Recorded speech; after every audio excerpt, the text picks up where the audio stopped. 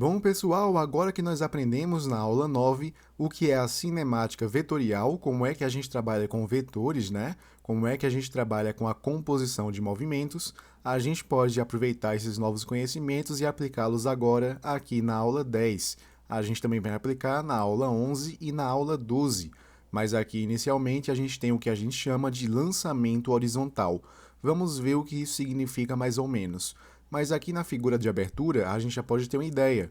A gente tem aqui o nosso coleguinha correndo para cá, e aí de repente aqui ele não salta, tá? Ele simplesmente vai caindo aqui, e a gente percebe que ele faz uma trajetória que remete a um arco de parábola, que é o que a gente já via anteriormente, né? A gente vai ver como é que se comporta a velocidade vetorial desse carinha em todos os pontos do trajeto ao longo dessa aula. E a gente vai tirar algumas conclusões importantes que vão também gerar algumas matematizações fundamentais, ou seja, como é que a gente trabalha com a matemática dessa cinemática, tanto na vertical quanto na horizontal, porque a gente viu que a velocidade que a gente pode pegar aqui, por exemplo, nesse ponto, né, ela é na verdade a composição de outras duas velocidades, uma horizontal que levaria ele para cá e uma vertical que levaria ele para cá.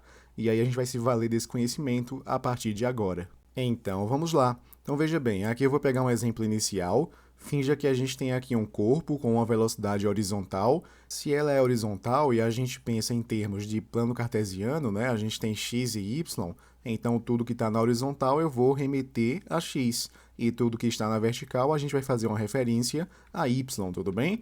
Então, quando eu falo ali que ele tem uma velocidade horizontal, eu digo que ele tem um vx. Note que esse Vx ele é constante nesse meu exemplo, tudo bem? Então, o Vx é constante, significa dizer que o movimento na horizontal é uniforme, não é isso? A velocidade não vai variar. Se a gente perceber aqui, ó, no próximo instante de tempo, a gente vê que esse Vx se mantém. Então, se esse Vx se mantém, ele não se altera, não varia, portanto, ele é constante, belezinha? Outra coisa que eu quero que você perceba é que aqui embaixo a gente tem a representação da gravidade, né? A gente sabe que a gravidade, a gente viu que ela atua na vertical, de cima para baixo, né? Puxando os corpos para baixo. E a novidade é que agora nós estamos tratando a gravidade como se fosse um vetor. Perceba que ali a gente tem a notação vetorial. E é lógico que a gente vai tratar ela como um vetor, porque a gente está pegando ali uma aceleração que ela tem direção fixa e sentido também fixo. Vai ser sempre na vertical e vai ser sempre de cima para baixo, tudo bem? Nenhum problema, né? Quando a gente analisa o próximo instante de tempo, a gente vê que esse carinha ele vai começar a descer, não é isso? Se ele vai começar a descer, é porque ele vai desenvolver uma velocidade que ele não tinha antes, que é uma velocidade vertical, é um vy, não é isso? Note que inicialmente, nesse ponto do trajeto, ele não estava caindo ainda, ele estava na iminência de cair. Então, nessa posição, o vy tinha um valor de zero, era nulo. É mais ou menos uma queda livre, né? A gente começa com uma velocidade vertical igual a zero. Já quando a gente vem para essa nova posição em que ele começa a cair, ele começa a ter um movimento vertical, a gente percebe que esse vy começa a aparecer. E note que esse vy ele vai aumentar, né? Conforme o tempo passa, porque aqui é uma aceleração gravitacional. Se é aceleração, a velocidade vai variar. E nesse caso, como ela está no mesmo sentido que a gravidade, como a gente viu lá na orientação da aula 8, a gente vai ter um movimento acelerado. Então é notório que a gente perceba que ao longo do tempo essa velocidade vertical vai aumentar. Mas aí a gente vai chegar lá, tá? Beleza? E aí veja bem, a gente viu também que a gente pode descobrir, através das componentes, né, qual é a velocidade resultante naquele momento, que eu estou chamando de V1. Então perceba que V1 é a composição de Vx com Vy. Então realmente a gente tem aqui um caso de composição de movimentos, que é o que a gente começou a estudar na aula anterior. E aí vamos ver o que acontece no próximo instante de tempo. Como eu falei, se você observar, ó, esse vetor aqui verde, que representa aqui a velocidade vertical, esse vetor ele aumentou de um instante de tempo para o outro, concorda comigo? Ele aumentou de módulo.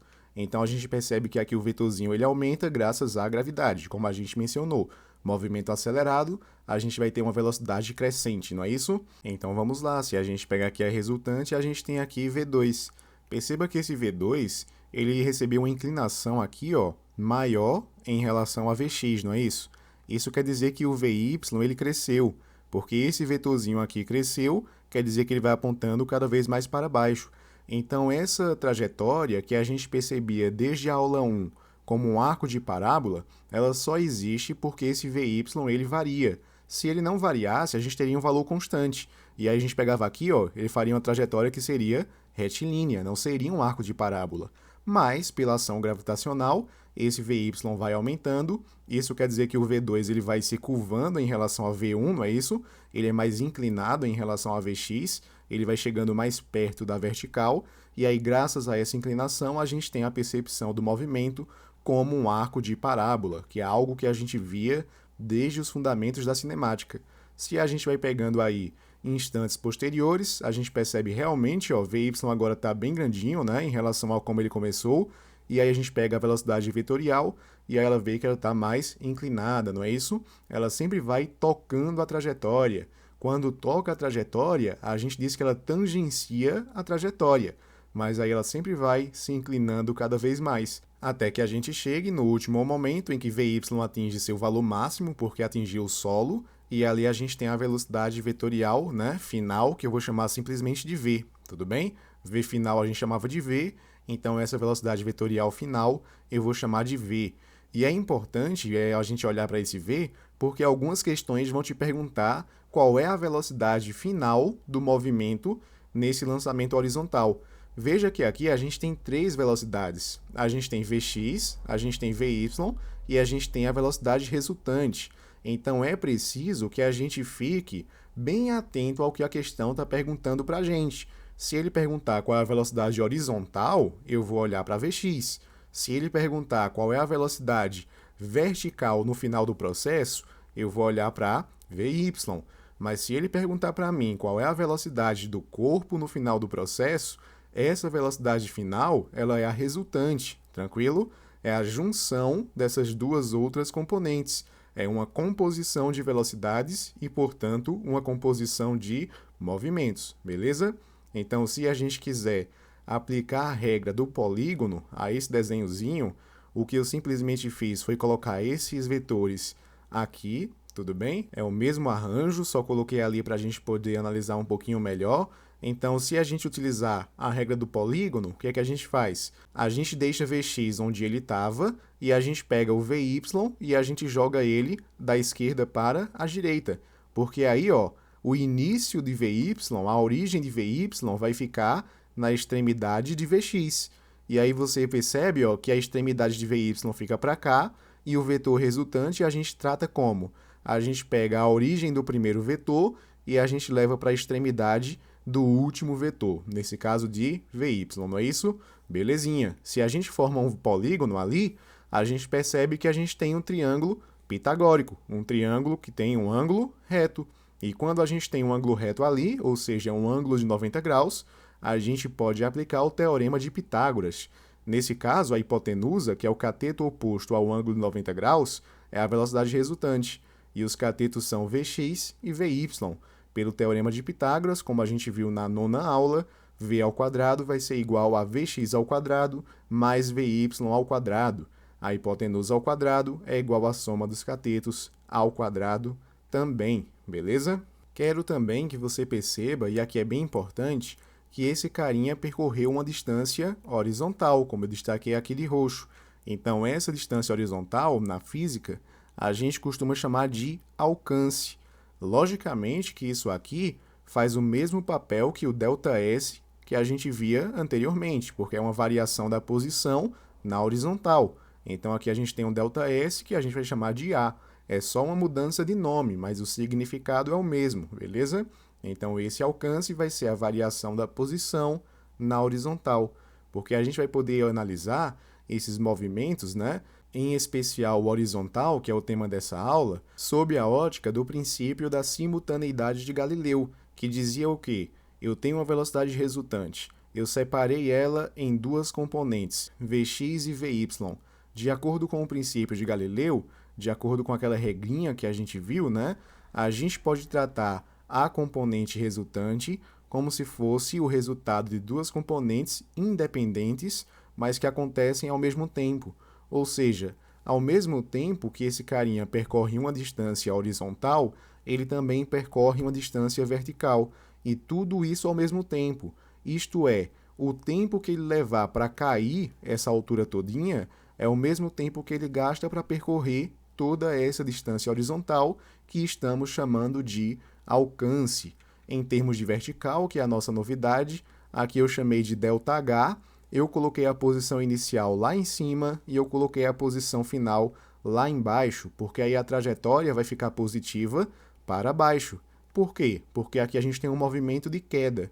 E eu falei na aula 8 que é interessante que para a queda a gente coloque a trajetória como positiva para baixo, porque a gravidade vai assumir valores também positivos para essa orientação, belezinha?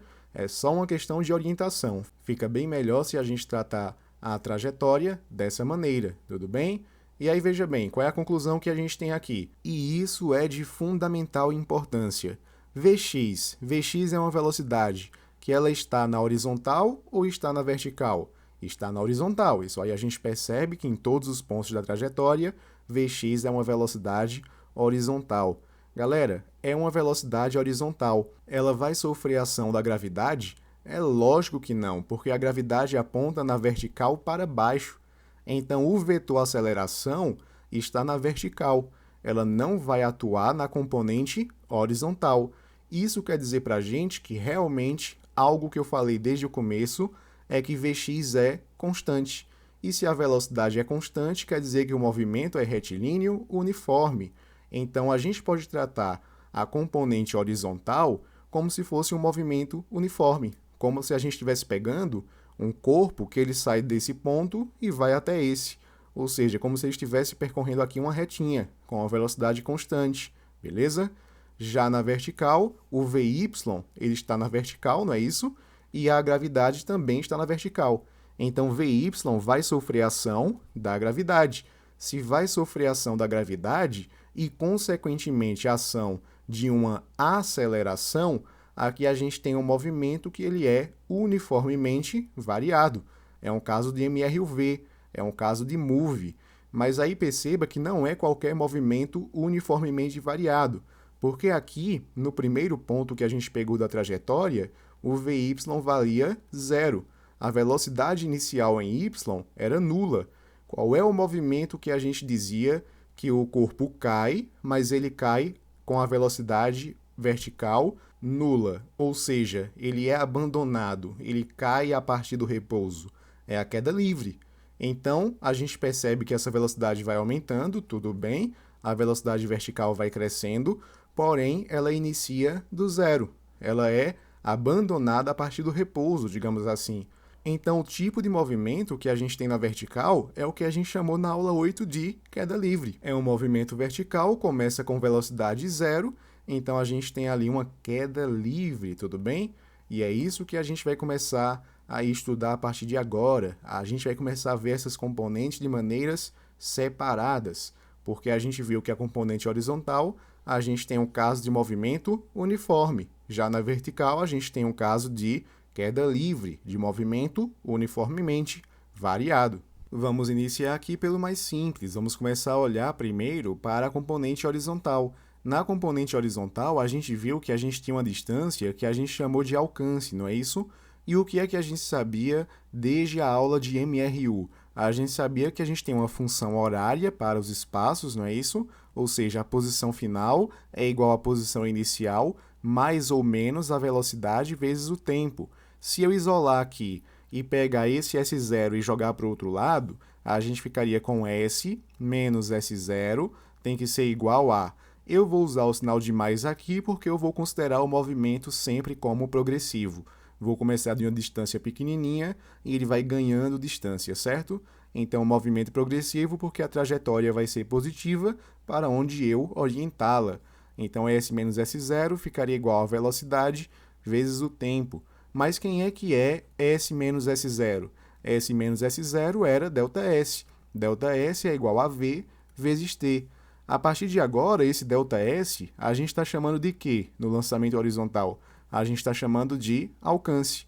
Então, esse alcance vai ser igual a velocidade. É qualquer velocidade? Não, é a velocidade na componente horizontal. Então, é Vx. Vx vezes o tempo. Esse tempo é o tempo de queda, né? Que nesse caso é o tempo de voo. É o tempo que o corpinho vai levar lá para sair da posição mais alta para a posição mais baixa. Como aqui a gente tem um movimento simultâneo, graças ao princípio de Galileu, esse também é o tempo que ele leva para percorrer essa distância horizontal que estamos chamando de alcance. Então, na horizontal, a gente tem somente essa expressão. O alcance vai ser igual a Vx, que é a velocidade horizontal, vezes tq, que é o tempo de queda do corpo, tudo bem? E se a gente for olhar agora para a vertical e a gente lembrar que na vertical a gente tem um caso de queda livre, né, que se trata de um caso específico do MRUV, a gente sabe que a gente tem aqui essas três equações principais, que a gente vem trabalhando desde a aula 5, tudo bem? Então veja bem, aqui a gente tem primeiramente a função horária da posição para o MRUV, ou seja, posição final é igual à posição inicial mais a velocidade inicial vezes o tempo mais ou menos a aceleração vezes o tempo ao quadrado dividido por 2. Só que agora essa posição eu vou chamar de altura, né? A altura final vai ser a altura inicial mais a velocidade inicial em y, é por isso que aqui é VOY, tá? Vezes o tempo, mais ou menos a gravidade, vezes o tempo ao quadrado dividido por 2. Aqui a gente tem a equação horária da velocidade, ou seja, a velocidade final é igual à velocidade inicial, mais ou menos a aceleração vezes o tempo. Aqui a gente tem velocidade final em y, tem que ser igual à velocidade inicial em y, mais ou menos a gravidade vezes o tempo. E aqui embaixo a gente tem a velocidade final ao quadrado, é igual à velocidade inicial ao quadrado, mais ou menos duas vezes a aceleração vezes o ΔS, né, que é a equação de Torricelli, que aqui ficaria velocidade final em y, tem que ser igual à velocidade inicial em y ao quadrado, mais ou menos duas vezes a gravidade, vezes o ΔH. Note também que a gente pode fazer algumas adaptações, porque o VOY ele é sempre igual a zero. A gente viu que a gente tinha aqui um caso de queda livre, né? A velocidade inicial na vertical é sempre nula, tudo bem? E aí a gente vai chegar em quê? A gente vai chegar nesta e nesta expressões. Então, veja, a gente tem aqui fórmulas que não são inéditas, tudo bem? É algo que eu insisto em dizer desde a aula 8, não são fórmulas novas. Nós estamos apenas fazendo adaptações de acordo com as nossas demandas. Eu preciso decorar fórmulas novas? Não. Se você conhecer essas três iniciais desse lado esquerdo aqui, você consegue chegar em todos os casos. Então, o importante é que você saiba a base e você saia adaptando para as novas situações. Logicamente, aqui eu coloquei três expressões principais. É preciso que você decore? Não. É preciso que você faça como alguns livros didáticos, alguns materiais, e você pegue, sei lá, ΔH e você fique isolando para saber qual é a altura máxima do movimento? Não. São três equações principais, você trabalha com elas e você vai chegando em cada caso, que é o que a gente vai ver nos exercícios daqui a pouquinho. Perceba também que a gente sempre está colocando aqui um sinal positivo para a gravidade. Isso porque eu orientei a minha trajetória como positiva para baixo, e aí quando eu fiz isso, a gente via que a gravidade sempre assumia valores positivos para a queda, não é isso? É uma orientação que a gente viu lá na 8ª aula. Então eu não vou considerar mais aqui a subida, porque no lançamento horizontal a gente viu que os corpos estão só caindo, não é isso? Então eu só vou considerar aqui o sinal positivo relativo à descida, à queda dos corpos, beleza? Então vamos aqui para uma aplicação. Suponha um bombardeiro voando horizontalmente com velocidade constante. Em certo instante, uma bomba é solta do avião. Desprezando a resistência do ar, podemos afirmar que, primeira proposição, a bomba cai verticalmente para um observador na Terra. Falso, isso aqui está mais falso que uma nota de R$3, porque a gente viu desde a primeira aula que quando a gente tem um avião aqui com uma velocidade constante para cá e ele solta uma carga, né? Essa carga vai ganhando uma velocidade vertical e aí se a gente pega a composição dessas duas velocidades aqui, a gente vai ter um arco de parábola. Então o carinha que está observando isso aqui de fora, né? O observador na Terra, o nosso referencial na Terra, esse carinha vai observar um arco de parábola. Ele não vai ver ali uma queda na vertical, tudo bem? Quem é que vai observar uma queda vertical? o carinha que estiver dentro do avião, porque o tanto que o avião anda na horizontal é o mesmo que a carga, né? Nesse caso a bomba, vai andar também na horizontal. Então, na horizontal eles andam juntos, então alguém que esteja dentro do avião só vai ver o corpo caindo para baixo, não é isso? Aí seria um movimento vertical. Mas como o nosso referencial é para um observador na Terra, a gente não tem essa trajetória vertical, somente ali um arco de parábola. Segunda proposição, o movimento da bomba pode ser interpretado como sendo composto por dois movimentos, MRUV na vertical e MRU na horizontal. Verdadeiro, verdadeiro mesmo, porque vê, a gente viu nessa aula que a gente pode decompor uma velocidade resultante em duas outras velocidades. A velocidade horizontal, Vx, e aí na horizontal a gente tinha MRU, porque a gravidade aponta na vertical, não é isso? Na vertical para baixo. O movimento horizontal não tem nada a ver com isso, então ele não sofre a ação da gravidade. Se não sofre a ação da gravidade, a gente tem um movimento uniforme. A velocidade não vai variar. Já para a VY, que está na vertical, ele vai sofrer a ação sim dessa gravidade. Então ali a gente teria MRUV, movimento variado. Terceira proposição diz assim: a bomba atingirá o solo exatamente abaixo do avião. Verdadeiro, porque nesse caso a gente vai desprezar a resistência do ar. Como é que eu sei que eu posso desprezar a resistência do ar? Porque ele falou em velocidade horizontal constante. Não tem nada que vá frear essa velocidade, que vá diminuir essa velocidade. Se não tem nada que altere o módulo dessa velocidade, a gente despreza a ação atmosférica. Então a gente percebe que quando esse corpo chega aqui embaixo, o avião, por ter a mesma velocidade horizontal que ela, vai chegar ali, né, ao mesmo tempo. Então a gente percebe que aqui que a bomba chega abaixo do avião. Só não chegaria se a gente tivesse resistência atmosférica, né? Se a gente tivesse a resistência do ar. Como a gente não tem, a gente tem que a terceira proposição está verdadeira. A quarta proposição diz assim, a bomba adquire uma aceleração vertical igual à aceleração da gravidade, que é o nosso g. Então aqui a gente tem uma proposição que está verdadeira, porque a gente viu que tudo que se encontra na Terra vai receber essa aceleração gravitacional, né? Então estão verdadeiras aqui a segunda, a terceira e a quarta proposições. Resposta letra A de AIDS. Vamos ver aqui o que diz a próxima questão. Uma pequena esfera lançada com velocidade horizontal v0 do parapeito de uma janela a 5 metros do solo, então aqui 5 metros a gente tem uma altura, como a gente tem na figura, cai num ponto a 7,5 metros da parede. Esse carinha aqui é o alcance, né? Considerando a gravidade como 10 metros por segundo ao quadrado e desprezando a resistência do ar, calcule, letra A, o módulo de V0. Pessoinhas, esse V0, se você perceber aqui com cuidado, é o que eu chamei na nossa figura, no nosso exemplo inicial, de Vx, porque é a velocidade horizontal com que o corpo vinha, né? Antes que ele começasse a cair segundo essa trajetória parabólica, um arco de parábola. Então, vê só, eu quero saber qual é o módulo de V0. Muito bem, vamos lá.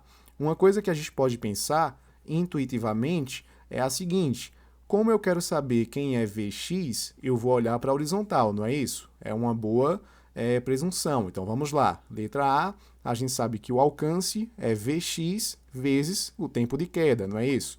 E eu quero saber quem é que é esse bendito do Vx, não é isso? Então, vamos lá. De acordo com a figura e com o enunciado, o nosso alcance vale 7,5 metros. Então, 7,5 tem que ser igual a Vx vezes o tempo de queda. Só que aí eu não conheço esse tempo de queda, porém, eu tenho condições de achar. Por que é que eu tenho condições de achar? Porque eu sei quem é a altura desse troço, não é isso? Eu posso dizer que ele começou aqui dos 0 metros e lá embaixo ele chega nos 5 metros, para que a gente obedeça aquela trajetória como positiva para baixo. Então, veja bem, eu tenho a altura inicial, tenho a altura final. Uma equação que eu não posso usar de jeito nenhum é a função horária da velocidade, porque ali eu não tenho altura envolvida. Eu quero saber tempo. Se eu quero saber tempo, eu não posso usar Torricelli, porque Torricelli não traz a variável do tempo para a gente. Qual é a equação que sobra? A equação que sobra para a gente vai ser a função horária da posição. Então, h tem que ser igual a h0 mais v0y, nesse caso, vezes o tempo de queda, mais, porque a gente tem uma queda, não é? A gravidade vai ser considerada positiva, já que a gente colocou a trajetória como positiva para baixo. Então, aqui vai ficar vezes o tempo de queda ao quadrado, e aqui no final dividido por 2. O que é que a gente pode ignorar? A velocidade inicial de y, porque se a gente olha aqui para essa figura, que é o que a gente viu anteriormente, a gente percebe que ele começa com uma velocidade inicial na vertical de 0. Então, v0y tem que ser igual a 0, beleza? A partir dali é que ele vai começar a desenvolver uma velocidade na vertical, mas inicialmente ele não tinha esse fator. 0 vezes tq, a gente pode ignorar tudo que está aqui no meio, não é isso? Quem é a posição final? Na nossa orientação era 5. A posição inicial era 0. A gravidade, a questão pediu para considerar como 10, não é isso? 10 metros por segundo ao quadrado. Eu quero saber quem é esse bendito tempo de queda ao quadrado. E aqui sobre 2 embaixo, não é isso? Então vamos lá. Esse 0 eu posso ignorar. Eu vou pegar esse 2 e jogar aqui para cá. Então ficaria 2 vezes 5, que é 10. Então 10 tem que ser igual a 10 vezes o tempo de queda ao quadrado. Só que 10 de um lado, 10 do outro, a gente pode cortar. Então, o tempo de queda ao quadrado vai ser igual a 1. Só que a raiz de 1 é 1 mesmo, não é isso? Então, aqui a gente tem 1 segundo. Então, se a gente volta para aplicar naquela fórmula que a gente criou aqui, ó, a gente já sabe quem é o tempo de queda. Então, como é que ficaria aqui? A gente ficaria com 7,5 tem que ser igual a Vx vezes o tempo de queda, que é de 1 segundo. Então, o nosso Vx vai ser igual a 7,5 metros por segundo. Então, a gente tem aqui a resposta para a letra A. A velocidade inicial, que ele chamou de V0, a gente de Vx, é de 7,5 metros por segundo. Já na letra B, a gente tem que saber o quê? O módulo da velocidade com que a esfera atinge o solo. Muito cuidado, eu falei esse detalhe para você durante a aula, né? Quando ele chega aqui no solo, ele tem uma velocidade horizontal, que é a mesma que a gente achou aqui, porque ela é constante. A gente tem também uma velocidade vertical, que a gente não sabe, mas a gente tem condições de achar. E a gente tem aqui uma resultante. Quando ele pergunta para a gente o módulo dessa velocidade com que a esfera atinge o solo, ele quer saber justamente qual é o valor dessa resultante, que é esse v. Só que eu preciso de quê? Eu preciso de vy, porque eu sei que aqui a gente vai fechar um triângulo pitagórico, que nem a gente fez durante a teoria, né, dessa aula, e quando a gente fecha o triângulo pitagórico, a gente chega aqui, v ao quadrado é vx ao quadrado mais vy ao quadrado. Então, preciso saber quem é vy. Veja bem, eu quero saber qual é a velocidade, eu tenho o tempo e eu tenho a gravidade. Uma equação que eu posso olhar é para a equação horária da velocidade. A velocidade final em y vai ser igual à velocidade inicial em y, mais a gravidade vezes o tempo de queda.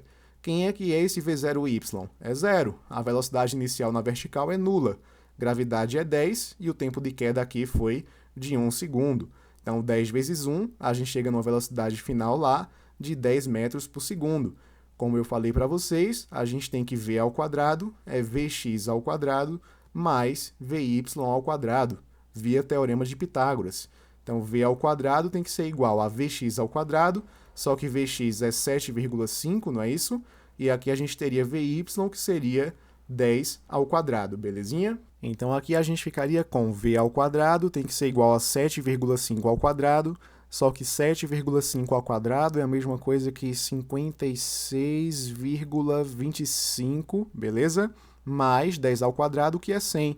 Veja que se a gente pegar aqui 56,25 mais 100, a gente tem 156,25. Então, passando aqui o expoente para o outro lado, ou seja, pegando a raiz, né?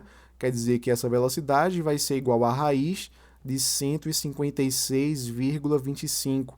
Veja que aqui a gente está entre 12 vezes 12 e 13 vezes 13, né? Se a gente pegar 12,5 vezes 12,5, a gente vai pegar exatamente esse valor, de 156,25.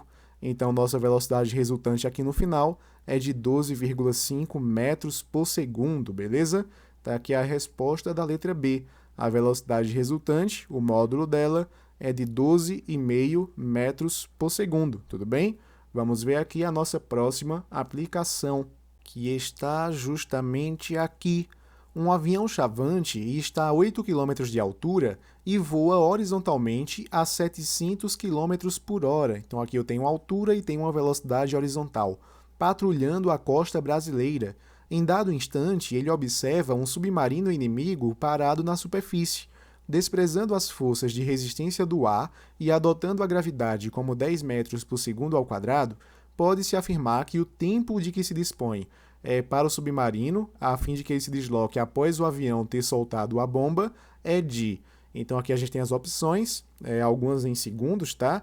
Na verdade todas elas, só não a letra E, que está falando que não é possível determiná-lo se não for conhecida a distância inicial entre o avião e o submarino. Falso, porque veja, aqui a gente tem o seguinte, é como se o avião estivesse aqui, tudo bem? Digamos que o submarino estivesse aqui. A letra E está falando que a gente precisa obrigatoriamente saber que distância é essa. Mas isso é falso, porque como eu quero saber qual é o tempo, eu posso aplicar isso para a vertical, não é? A gente viu que o princípio da simultaneidade de Galileu afirmava que esses movimentos acontecem ao mesmo tempo, são simultâneos, embora independentes em termos de análise, né? Análise cinemática. Então veja, se a gente pode descobrir esse tempo aqui, a gente vai saber qual é o tempo daqui também. É o mesmo tempo, tudo bem? Então a nossa missão vai ser olhar para a altura. De cara a letra E de ebola, está mais falsa que vida social de físico, tudo bem? Outra coisa que a gente pode se preocupar logo de cara, essa altura está em quilômetros e aqui a gente tem uma velocidade que está em quilômetros por hora, só que o meu resultado está em segundos, então preciso fazer algumas conversõezinhas, né? Então, por exemplo, essa altura, eu não vou considerar ela como 8 quilômetros, eu vou considerar essa altura, na verdade, como 8.000 metros, baseando-se no fato de que cada quilômetro possui 1.000 metros, não é isso? Então, aqui a gente tem uma velocidade horizontal, essa velocidade horizontal é o nosso Vx, a questão falou que a velocidade aqui seria de 700 km por hora, não é algo que eu vou utilizar, porque eu preciso que esteja em metros por segundo, e aí para passar para metros por segundo, a gente viu na nossa aula de velocidade que a gente precisa dividir por 3,6. Só que 700 por 3,6 é uma continha que vai dar um valor quebrado, então por enquanto eu não vou me preocupar em fazer, eu vou deixar na forma de fração mesmo, tá? Então aqui ficariam 700 sobre 3,6 metros por segundo, tudo bem? Agora eu preciso saber qual é o tempo, né, que a nossa bomba, no caso, vai levar para cair essa distância toda, porque ela vai atingir aqui um certo submarino, ela deseja atingir, né, e eu quero saber quanto tempo esse submarino tem para meter o pé daí, tranquilo? Então bora lá. Sei quem é Vx e eu sei também quem é a altura, sendo que eu posso orientá-la de tal forma que aqui seja a posição de 0 metros e aqui no final a gente tem a posição de 8.000 metros, só para que a trajetória fique positiva para baixo, tudo bem? Então vamos lá. Agora eu preciso pensar em qual equação que a gente vai tratar, não é? Por exemplo, se a gente pega aqui a função horária da posição, a gente tem uma forte candidata, porque como eu tenho aqui a altura, eu posso brincar com ela. Talvez não seja interessante pegar a função horária da velocidade, porque a altura não aparece lá. Eu quero saber tempo, e se eu quero saber tempo e Torricelli não tem esse tempo, né? Aliás, mais uma vez, não é que o Torricelli não tenha tempo, é a expressão dele que não aparece a variável do tempo, tá? Torricelli é um cara bacana, se a gente pedisse ajuda, ele até ajudaria. Então, vê só, a gente ficaria aqui olhando para a equação horária da posição. Então, a gente ficaria com H tem que ser igual a H0 mais V0 vezes T, nesse caso é V0Y, não é? Mais a gravidade vezes o tempo de queda ao quadrado, tudo isso aqui no final dividido por 2. A altura final é de 8.000, a altura inicial é de 0, a velocidade inicial em y é 0, a gente viu que é uma queda livre, então a gente pode ignorar esse termo aqui do lado, né? Aqui a gravidade a gente considera como 10 metros por segundo ao quadrado, via sugestão da questão, vezes o tempo ao quadrado, tudo isso aqui no final dividido por 2. Pode ignorar esse 0 daqui, pega esse 2, pode jogar para cá, mas antes você pode até cortar esse 0 daqui com esse 0 daqui, né? Vai que facilita alguma coisa. E aí ficaria como? 2 vezes 800, que é a mesma coisa que 1.600, tem que ser igual ao tempo ao quadrado. Isso quer dizer para a gente que esse tempo tem que ser igual à raiz de 1.600. E a raiz de 1.600 seria 40 segundos. Nem precisamos utilizar esse dado da velocidade horizontal, né? É o famoso pega besta, e eu confesso que eu caí nele, porque a gente não sabia se ia precisar desse dado, mas no fim a gente nem precisou. Então aqui a nossa resposta seria a letra D, de difteria aguda, tudo bem? É uma questão relativamente simples. Qual é o problema? Se você colocar 1 mais 1, o aluno vai responder com convicção que é 2, né? Mas se você colocar 1 mais 1 e você colocar antes esse nomezinho aqui, Ita, ele vai ficar pensando em 1 mais 1 por uns 10 minutos, tá? Então, às vezes, a questão ela só assusta pelo lugar de origem dela, né? Mas não se assuste com isso. Se você tem conhecimento, você estudou, você está preparado para resolver qualquer questão, tudo bem? Vamos agora para a nossa próxima proposição. Dois blocos A e B são lançados sucessivamente na horizontal de uma plataforma de altura h, como a gente vê aqui na figura, né? Com velocidades VA e VB. Então, se é um lançamento horizontal, quer dizer que VA é a velocidade inicial de A, é a velocidade horizontal dele, né? É o que a gente chama de Vx, então é como se fosse Vxa, e VB, que seria um Vxb pelo mesmo raciocínio, né? Atingindo o solo nos pontos A e B, conforme indica a figura. Então, aqui o corpinho A, ele percorre somente uma distância Dzinho, não é isso? Então, quer dizer que daqui para cá a gente tem o alcance de A, colocar aqui alcance de A, AA, não é Alcoólicos Anônimos, tá?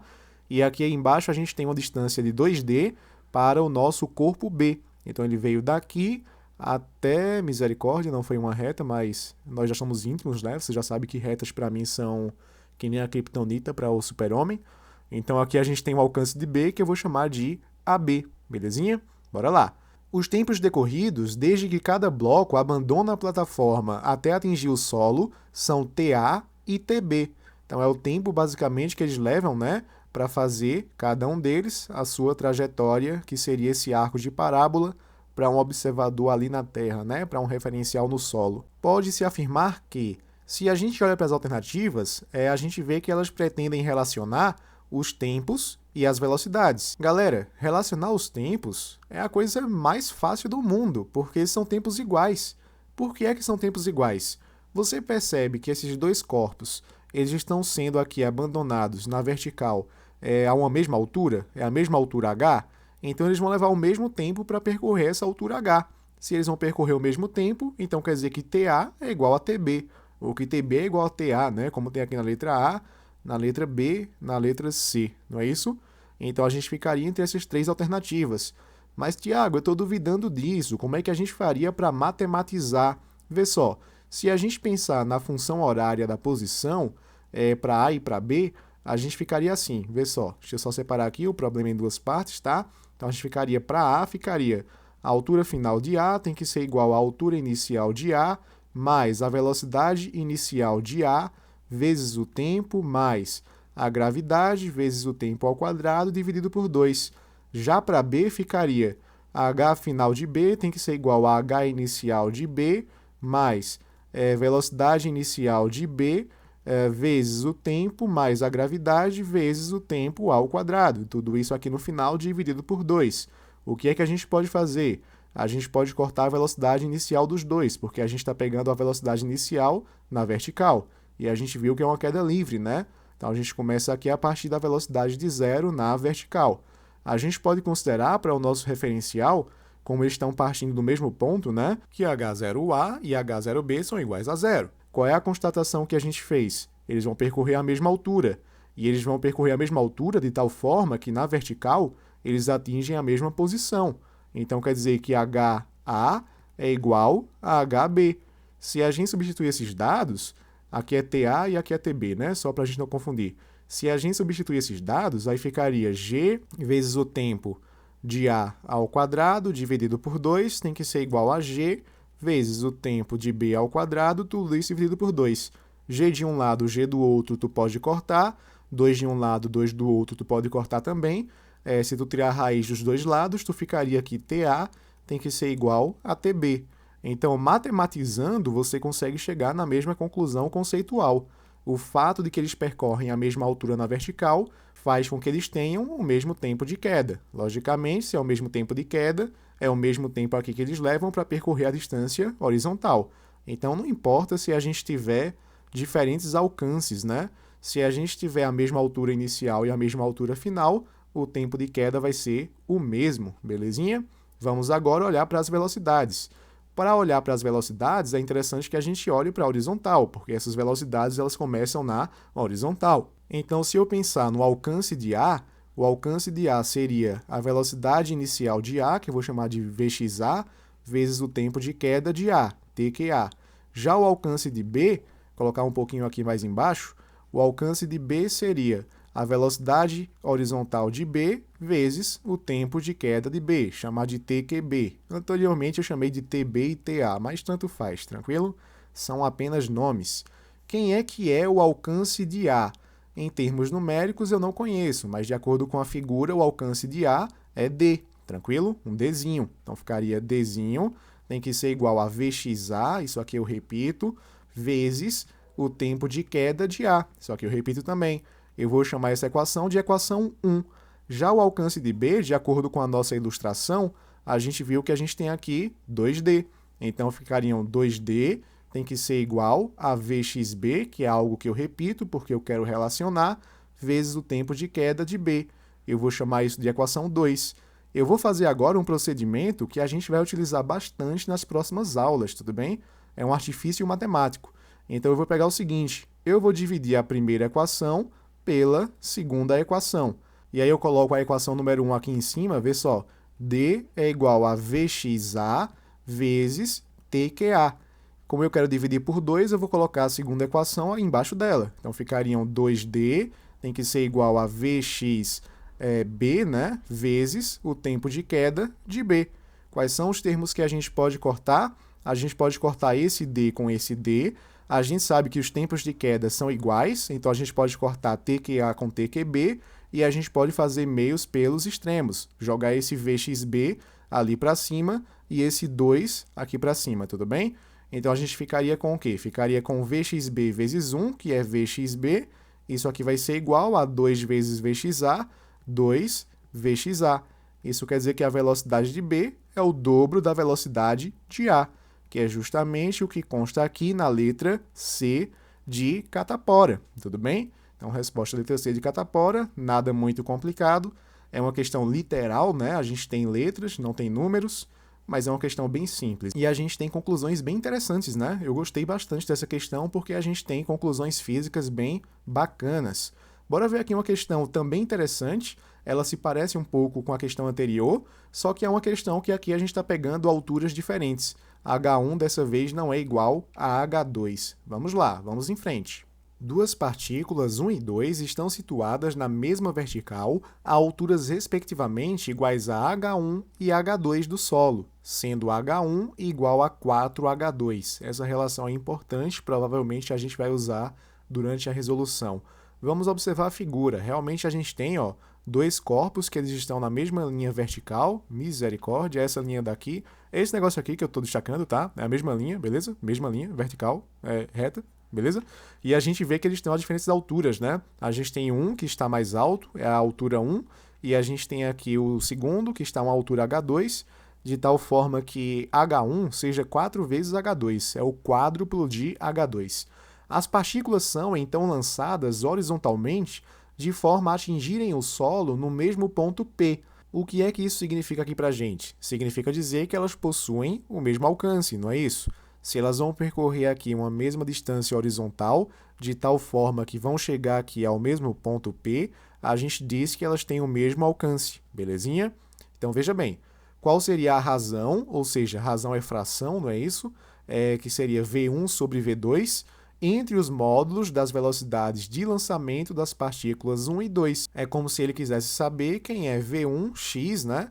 Ou Vx1, tanto faz, sobre V2x, já que V1 e V2 dizem respeito às velocidades de lançamento. E no lançamento a gente só tem velocidade horizontal. A velocidade vertical, ali, inicialmente, é igual a zero. Então vamos lá. Eu vou partir de algo que a gente conhece, porque a gente sabe que o alcance para essas duas partículas é o mesmo. Então, quer dizer aqui para a gente que A1 tem que ser igual a A2.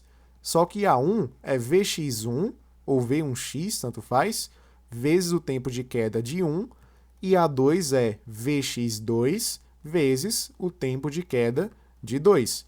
O que é que a questão quer saber? Quer saber Vx1 sobre Vx2. Então, eu vou pegar esse Vx2, aqui embaixo a gente finge que tem 1, não é isso? Aqui a gente também finge que tem 1. Eu vou pegar esse carinha e vou jogar aqui para baixo. Então, ficaria Vx1 sobre Vx2, tem que ser igual. Eu vou pegar esse TQ1 e eu vou jogar aqui para baixo também. Então, ficaria TQ2 sobre TQ1, tudo bem? O problema é que a gente não conhece quem é o tempo de queda 2 e quem é o tempo de queda 1. Veja que não são iguais. Seriam iguais se eles fossem abandonados a partir da mesma altura, só que 1 é lançado de uma certa altura e 2 é lançado de uma altura H2. São alturas diferentes. Eu vou fazer o seguinte, em vez de chamar simplesmente de H1 e H2, eu vou chamar esse cara de ΔH1 e eu vou chamar esse cara de ΔH2. Qual era a relação? Que H1 é igual a 4H2. Estou tratando de altura, eu vou trabalhar com a função horária da posição para o MR, o V. E aí como é que ficaria para 1? Para 1 a gente teria o seguinte, a gente teria que H1 é a altura final de 1, é a altura inicial de 1, mais a velocidade inicial de 1 lá na direção vertical, que seria o y, né? Vezes o tempo de queda de 1, mais a gravidade, vezes o tempo de queda de 1 ao quadrado, tudo isso aqui no final dividido por 2. Eu vou fazer o seguinte, eu vou pegar esse H01 e eu vou jogar para o outro lado. Vê só como é que ficaria. H1 menos H01 tem que ser igual a... Vê só, aqui a gente tem V0y, não é isso? Só que a velocidade inicial na vertical é 0. A gente trata como uma queda livre. Então, a gente pode eliminar esse termo aqui do meio, não é isso? Então, a gente ficaria com gravidade vezes o tempo de queda 1 ao quadrado, tudo isso aqui dividido por 2. Quem é que é H1 menos H01? É ΔH1, é a variação da altura para o corpo 1, não é isso? Isso aqui tem que ser igual a gravidade vezes o tempo de queda aqui do primeiro ao quadrado, tudo isso aqui dividido por 2. Se você aplicar a mesma coisa para o corpo 2, eu acho que você concorda que você vai chegar com ΔH2 é igual a G vezes o tempo de queda, dessa vez de 2, ao quadrado, tudo isso aqui dividido por 2, né? A gente vai chegar nisso porque as expressões são as mesmas e a gente tem os mesmos dados, né? No sentido de que a velocidade inicial de 2 na vertical também é 0. Veja, eu vou explicar agora por que é que eu coloquei ΔH. Volta aqui para a figura. Pensa aqui em H2. H2 ele começa aqui. Aqui é o H02, não é isso? E aqui embaixo a gente tem o H final, né? H2. Então, daqui para cá, a gente tem ΔH2. Se a gente pensar para o primeiro, aqui no primeiro a gente tem a altura inicial dele, então H01, e aqui no final aqui a gente tem o H final de 1. Então, daqui para cá, a gente tem o ΔH de 1, não é isso? E aí, pela figura, a gente percebe que ΔH1 é 4 vezes ΔH2, belezinha? E aí, bora partir dessa expressão para a gente chegar aqui na resolução. ΔH1 tem que ser igual a 4 ΔH2. Beleza, belezinha. Mas quem é ΔH1? ΔH1 é isso aqui. É a gravidade vezes o tempo ao quadrado de 1, aqui, beleza? Tudo isso dividido por 2. Eu repito aqui o 4, não é isso? E ΔH2 é isso aqui, ó. É G vezes o tempo de queda de 2 ao quadrado, TQ2 ao quadrado, dividido por 2. Aqui a gente pode cortar um bocado de coisa, né? A gente pode cortar gravidade com gravidade, 2 com 2. Então, a gente encontraria aqui que TQ1 ao quadrado, TQ1 ao quadrado, tem que ser igual a 4 TQ2 ao quadrado. O que é que eu vou fazer? Eu vou passar a raiz para os dois membros da equação. Então, ficaria raiz aqui e raiz aqui, tudo bem? TQ1 ao quadrado sai da raiz, então quer dizer que TQ1 tem que ser igual. 4 eu posso tirar da raiz, ficaria 2, não é isso? E TQ2 eu posso tirar a raiz também, porque seria TQ2 ao quadrado, não é isso? Então, ficaria 2 TQ2. Tá aqui a relação entre TQ1 e TQ2.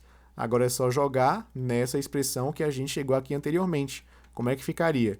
TQ2 eu vou repetir, tudo bem? Colocar aqui em cima. E aqui embaixo a gente ficaria com TQ1. Só que TQ1 é quem? TQ1 é 2 TQ2. Aí tu substitui aqui sem medo de ser feliz. Aí tu pode cortar, ó, TQ2 em cima com TQ2 embaixo. Isso quer dizer para a gente que Vx1 sobre Vx2, que era tudo o que a gente queria desde o início, vai ser 1 sobre 2. Então quer dizer que a velocidade 1 em relação à velocidade 2 é a metade, não é isso? Ou seja, que Vx2 vai ser o dobro de Vx1, belezinha? Se a gente olha nas alternativas, a nossa resposta está aqui na letra B de beriberi. Veja só, a gente quer Vx1 sobre Vx2. Foi o que a gente achou aqui. Vx1 sobre Vx2. Tudo bem? É isso, pessoal. Muito obrigado por acompanhar mais essa aula. Caso você tenha alguma dúvida, por favor, deixa aí nos comentários. Deixa um gostei. Por favor, se inscreve no canal. Compartilhe esse vídeo com a galera, para quem você achar que vai gostar também da aula. Mais uma vez, isso aí eu estou falando em todo final de aula. Faça exercícios. Se você não conseguir resolver, traga para mim. Eu vou te ajudar da melhor forma possível. É necessário que você exercite além do que eu coloco aqui nas aulas, tá? Aqui nas aulas eu coloco alguns exemplos clássicos, mas logicamente que você só vai pegar fluência em física com a experiência, né? Com os exercícios. É necessário errar bastante. Você vai ver onde é que você está errando e aí você vai evoluir, beleza? É necessário que você tenha uma independência nos seus estudos, que você tenha um pontapé inicial, que seria essa aula, mas aí que você continue a praticar, você continue a evoluir e, como diria Dory, continue a nadar, belezinha? Até a próxima, pessoal!